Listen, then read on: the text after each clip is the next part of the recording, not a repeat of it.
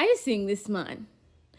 Do you have like 5 minutes? First, sit down. I tell you, this guy's life is a collection of W's and L's and basically the whole history of Africa, Europe, and America in the last like 200 years. This guy. He has 3 white names: William Henry Sheppard. So let me paint you a picture. It's 1 week after the Civil War in the US. This is 1885. So the Civil War is that war that freed the slaves. So he's born, his mom works at the hot springs, and his dad is a barber, and he's basically middle class at that point. And this is the Reconstruction period. So this is the period when the imperialists were like, sorry, let's make amends. And then they started putting black people in positions of power. So they had black mayors at that time. They had like black bankers, lawyers, doctors. Life was good. So this guy has a beautiful childhood, grows up, goes to college. He's even educated under Booker T. Washington, one of the black activists of those days. So he finishes school, he becomes a reverend, and he wants to go become a missionary, spread the gospel of Christ. He puts in application. Is he getting no? So he's like, let me go over there and figure out why they keep refusing me. So he goes and they tell him, you're too black. What do you mean? Be serious. You have to go and find a chaperone. So he goes and finds some white guy, and they talk, they become friends, and they decide to apply together. So they apply, they get the thing, and they go on to Congo. They sail, and let me show you what information they brought for us. So they get there, immediately Sheppard starts learning the languages of the interior kingdoms. He starts learning the languages, and because he's black and he speaks the languages, people are bamboozled. They're no longer kind of suspicious, so they are letting him into secrets that no one had seen before. And one of those secrets was the Kuba Kingdom. So this is like 1890 something. So it's Jews yesterday.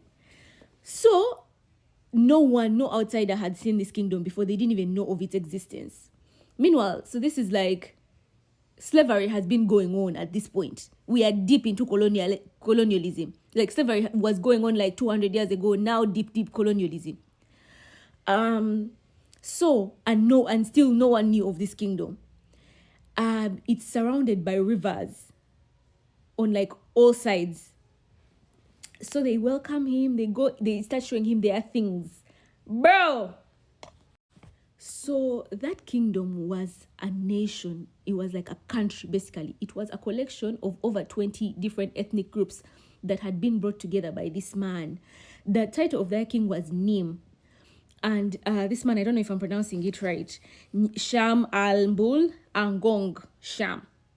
So his story is that he was the adopted son. A queen adopted him. One of the queens of those ethnic groups adopted him. And when he grew up, he united them all. And he was the architect of their political, social system that was revered. When they're comparing it on like past civilization, it goes to like those great civilizations you hear of, like Kemet, Monomotapa, the Japanese civilizations. That's the level we are talking. So he unites all the ethnic groups. Meanwhile, these are people who are speaking different languages, different customs, different foods, different everything. He unites them, and he makes an administrative system that's a meritocracy.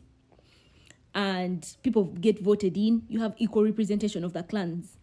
People get voted in, the titles are served on merit. So underneath him, he had 6 dignitaries, and they spoke for the military, the administration, the arts. Arts was a big deal for this kingdom. The king, they made this wooden sculpture. Meanwhile, this thing is not small. This is huge. It's at the Met in New York. They stole the things, Munai. So, this thing was called Andop.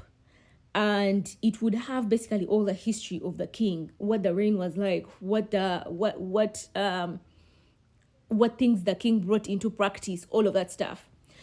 So they had basically their entire history intact because of this practice. So the dignitaries, they had the dignitaries of military, justice, administration, agriculture, art.